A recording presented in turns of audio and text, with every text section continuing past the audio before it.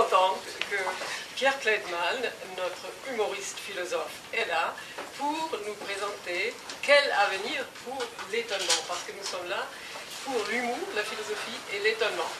C'est Pierre Kleidman, qui est non seulement philosophe, auteur, comédien, il est aussi musicien, et il partage sa vie entre Bâle et Paris. Je commencerai par deux constatations, toutes simples, mais assez terrifiantes. La première, c'est que le monde est devenu si dur et en même temps si mou qu'il n'y a plus que les êtres vraiment droits qui réussissent encore à se planter.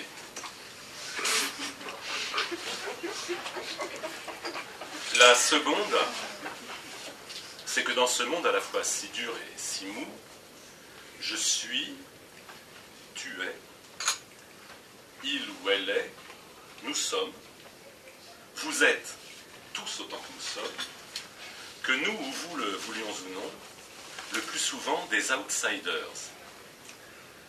Le plus souvent, c'est-à-dire dès que nous évoluons en dehors de notre strict domaine de compétences, là où nous faisons autorité et demeurons en toutes circonstances grandissime favori parce que seul ou pratiquement seul à concourir. Qu'est-ce qu'on attend d'un outsider?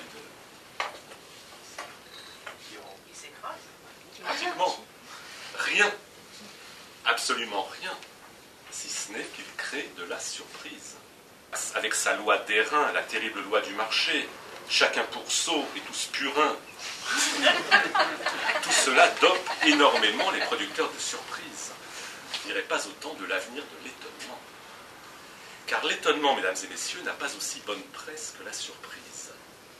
Et son avenir, aussi bien d'ailleurs que son présent, est loin d'être assuré. Déjà, ces mauvais signes, on en parle beaucoup moins à table, notamment en famille. On dira rarement à un enfant, si tu es sage, si tu manges ta soupe, si tu ne mets pas les doigts dans le nez de ta petite sœur, tu auras un étonnement. Alors on pourrait se demander pourquoi ne pas dire tout simplement « ça m'étonne » ou « je suis étonné ». Eh bien c'est que dans « tu m'étonnes », il y a bien plus qu'une simple confirmation de ce que je pouvais déjà penser. Il y a que cette confirmation passe par toi, que tu en sois l'agent, et que nous nous retrouvions ainsi complices, associés, frères, ou plutôt faux frères en étonnement par antiphrase.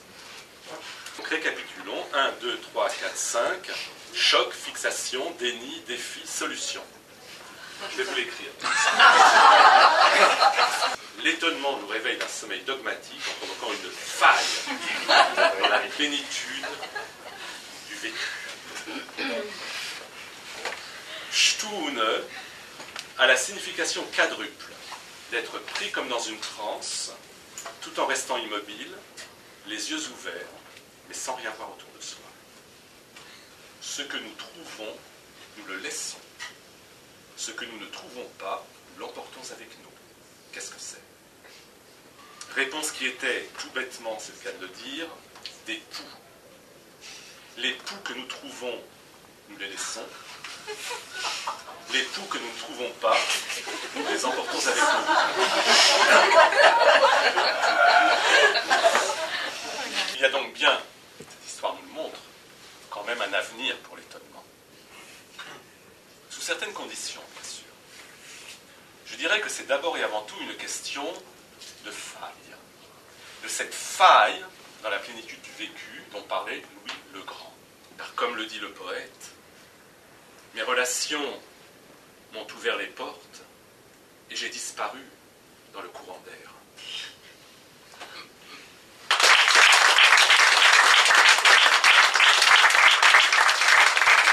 Vous êtes parti d'un petit rien à partir duquel vous avez continuellement rebondi, ou bien vous avez eu une idée générale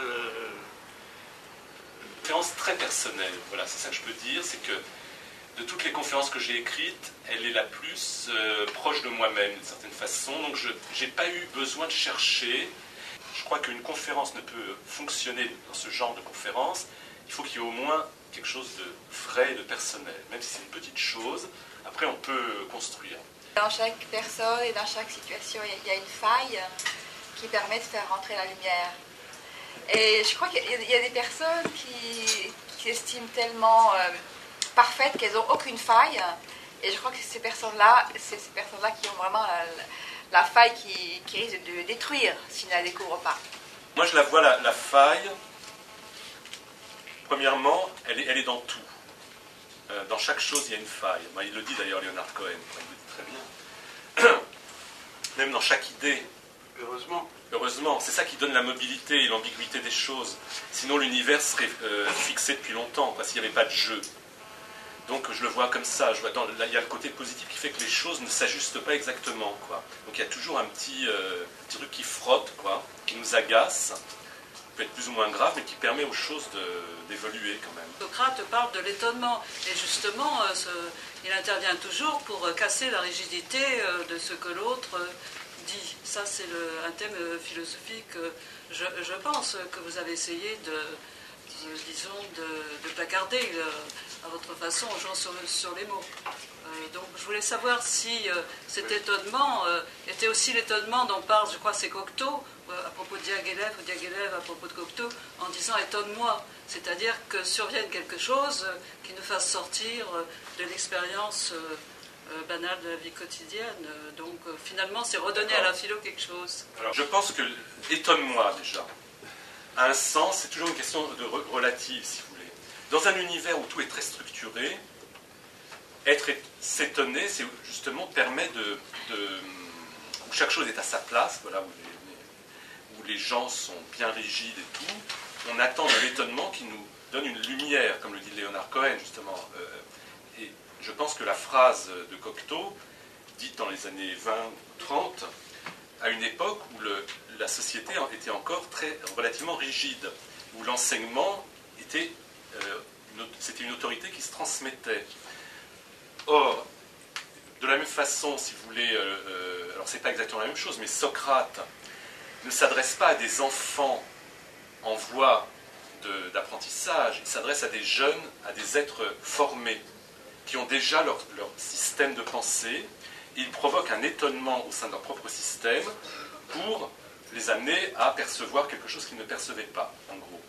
Si on essaye de retourner à la fibre philosophique, que l'étonnement demeure quelque chose de merveilleux quand justement une personne arrive à un sujet, une personne arrive à élaborer une expérience, quelque chose qui la sort ou le sort de sa solitude dans son rapport au monde et aux autres. Ça fait partie de la philo, l'étonnement. Pour arriver à s'étonner aujourd'hui, je pense que c'est compliqué.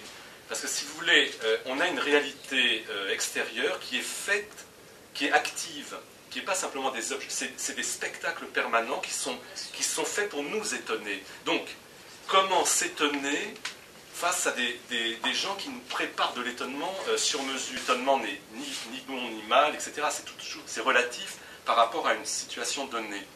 Et je pense qu'aujourd'hui, l'étonnement, c'est pour ça qu'en fait je n'ai pas une position très définie dans cette conférence, que je ne suis pas pour l'étonnement contre la surprise ou l'un ou l'autre, parce que je veux simplement montrer différents éclairages possibles, et je pense que l'étonnement, à force de s'étendre, perd sa validité, perd son intérêt. Voilà. C'est-à-dire que si on ne fait que de s'étonner, il n'y a plus de mérite, il n'y a plus d'étincelle, si je puis dire.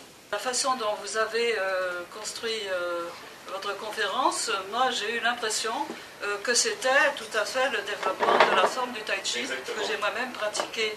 C'est pour ça que je l'ai sans doute reconnu, je suppose. Voilà, en fait, vous avez bien vu, parce que la manière dont on nous demande au tai chi, c'est de ne jamais laisser le fil se rompre et de faire passer par toutes sortes de péripéties et de revenir au point de départ.